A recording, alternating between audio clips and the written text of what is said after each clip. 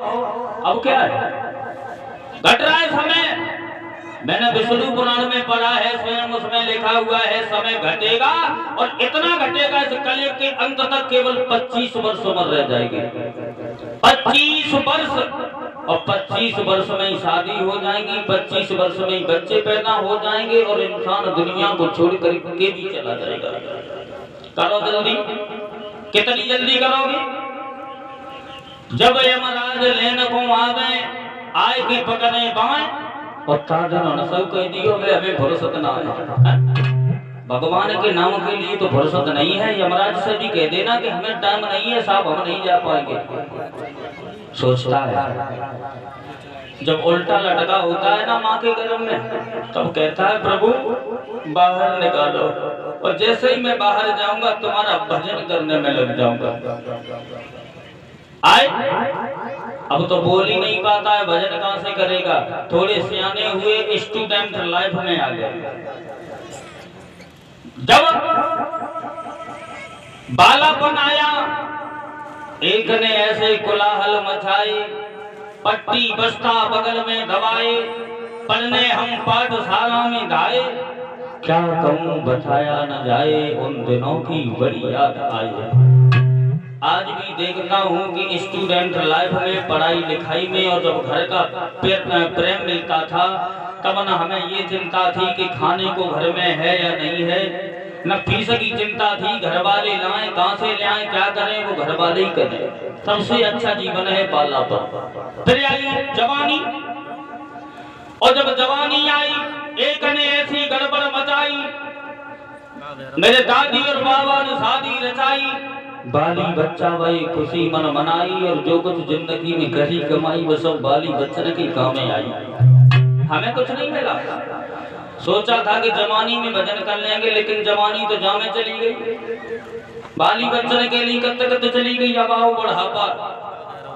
एक ने आकर के ऐसा दबाया, कमर झुकी मुंह पोपला बनाया, खांसी खुलना ने अड्डा जमाया। बताओ अब भजन करोगे तो बतासन की दुकान खोलोगे, भजन करके माला लेके बैठते हैं तो वो खांसी चेतना लेन देते, और धुक धुक के 2 कमरा जिंदगी में बनवाए भाई तो मुंह धुक धुक के धर दो। पुत्र वधु जो आती है ना, साफ जवाब दे देती है, इस बुड्ढा की झपड़िया घर से बाहर डलवाओ। धुक धुक करके इसने तो घर को बर्बाद कर दिया। इतनी सफाई में नहीं कर पाऊंगी, सब नए मॉडल की आ रहे हैं, माफी चाहेंगे। यहाँ तो सब बढ़िया है, वो बाहर होता होगा, ऐसा नहीं होना चाहिए। तो हालत ये है, और कहना तो सिर्फ ये है कि एक घड़ी आधी घड़ी भजन करो, एक घड़ी करो ना तो आधी घड़ी करो, और न मिले तो उससे भी आधी घड़ी भजन करो, लेकिन टाइम निकाल करके भजन अवश्य करो। जब बुलावा आएगा ना तब किसी की नहीं चलेगी। बात तो ये है, अरे मना बात न की करो यादी, और घड़ी जब मोती की आवेगी,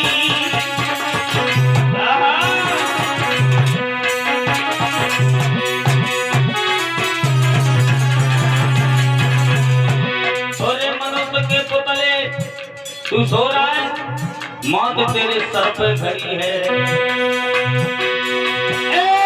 घड़ी जब मोती की आवेगी,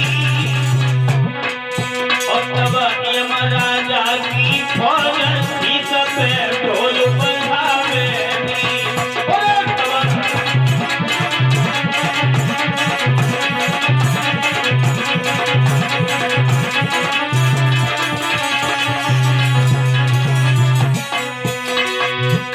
मालूम है यमराजा की फौज आ जाएगी, तब कहेगा रुको रुको, मुझे भगवान का भजन कर लेने दो, मैंने भजन नहीं कर पाया। एक क्षण भी टांग नहीं देती है वो फौज। इधर चल, तेरा समय पूरा हो चुका है, उस देना।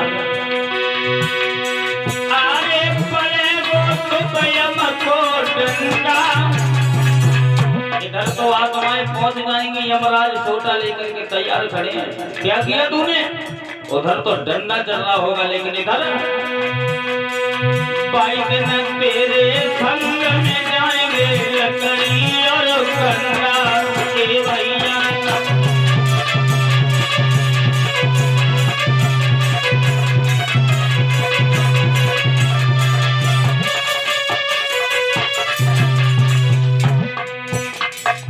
हम लोग सोचते हैं घर वाले मेरे, भाई मेरे, रिश्तेदार मेरे, लेकिन तेरा कोई नहीं है, तेरा कोई नहीं है। तुझे जब दफनाने जाते हैं तो कहते हैं जल्दी करो मौसम खराब हो रहा है, मौसम खराब हो रहा है जल्दी करो, नहीं तो लाश जल नहीं पाएगी। कहाँ गए तेरे, कोई मरा तेरे साथ में? और सुन ले, तुझे दफनाने के बाद ये पाक हो रहे हैं, पाक हो रहे हैं। क्या तू इनके अंदर घुस गया? बाजी बा जमाना। दफनाने के बाद में अरे चबाएंगे नीबा के पत्ता, अरे कैसे हम समझाएं तो दे मली मली के लगता। अरे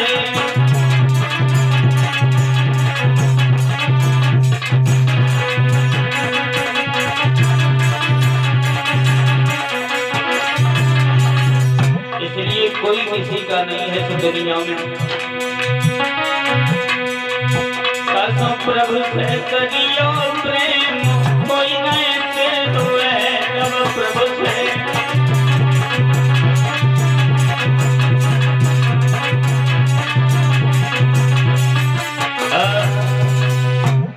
कुछ लोग ये भी कहते हैं हमारी कृपा है, मैंने उसको आगे बढ़ा दिया। भाई हमने दूसरे को आगे कैसे बढ़ा दिया और ना हम बढ़ा सकते हैं? मेरी तो औकात क्या है? बढ़ाता है तो वही ऊपर वाला बढ़ाता। एक राजा साहब थे, मुझे एक बात ध्यान आ गई। एक राजा साहब थे, वो दान किया करते थे। फौजी साहब जब दान करते थे, दान देते समय एक ही बात कहते थे, ले ये तो तेरा है, तू ले जा। दूसरा आया तो कह दिया ले ये इतना तेरा है। उनका मंत्री जो था एक दिन राजा के पास पहुंचा, कहने लगा महाराज एक बात कहीं बोलो। बात तो सिर्फ ये है कि जब तुम दान देते हो ना, तब तुम कहते हो ले ये तो तेरा है। उसने क्या कमा के रख दिया? वो उसका है, वो तो तुम्हारा है। तुम कह दिया करो लो ये तो मेरा है, मैंने तुमको दे दिया। राजा ने जवाब दिया मंत्री तुम्हें अकल थोड़ी कम लग रही है। क्यों? हमें अकल क्यों कम है? मंत्री तो अकल वाला होता है और मंत्री हमेशा अपने राजा को अच्छी राय बताया करता है। जब भी दान दो तो कहो ले ये मेरा है, मैंने तुझे दे दिया। तो राजा साहब ने जवाब दिया अरे मंत्री उस खजाने में मेरा नाम लिखा हुआ है प्रभु के यहाँ। वहां से खजाना हमारे पास भी आता है। प्रभु का ये कहना है जितना जिसको चाहिए, जितनी जिसको जरूरत हो वो बांट देना। तो वो खजाना वहां से आ रहा है और हम इधर वितरण करते हैं तो हम तो कहते हैं ये तो तेरा है, प्रभु ने तेरे लिए हमारे पास स्टॉक कर दिया कि तू दुखी है तू इतना ले जा, तेरा गुजारा हो जाएगा। तेरा तुझको अर्पण क्या लागे मेरा। लेकिन लोग इतना ही मेरा है, जरा सा किसी के साथ में कोई एहसान कर दिया, हमने उसके साथ ये कर दिया। पहले तो करो मत और करो तो फिर कहो मत। आइए नहीं गौर करते कथा प्रसंग पे। बताया कथा में अवश्य आना चाहिए थोड़ी बहुत देर के लिए। लिखा है कवि ने कि प्रथमा भक्ति संत न करो संगा, दूधी रति मम कथा प्रसंगा।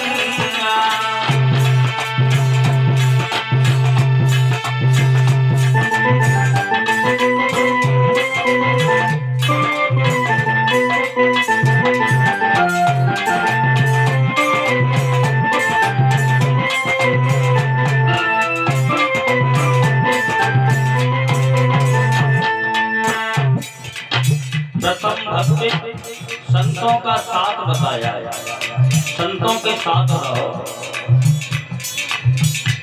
अब एक प्रश्न और आता है कि संत ही भ्रष्ट हो गए कलयुग में, अब बताओ संतों के साथ कैसे करें? रहो, अरे संत भ्रष्ट हो गए, हो जाने दो। उन्होंने जो तुम्हें अच्छी अच्छी बातें बताई है ना, उनको धारण कर लो। संत अगर होंगे पर्दे की आड़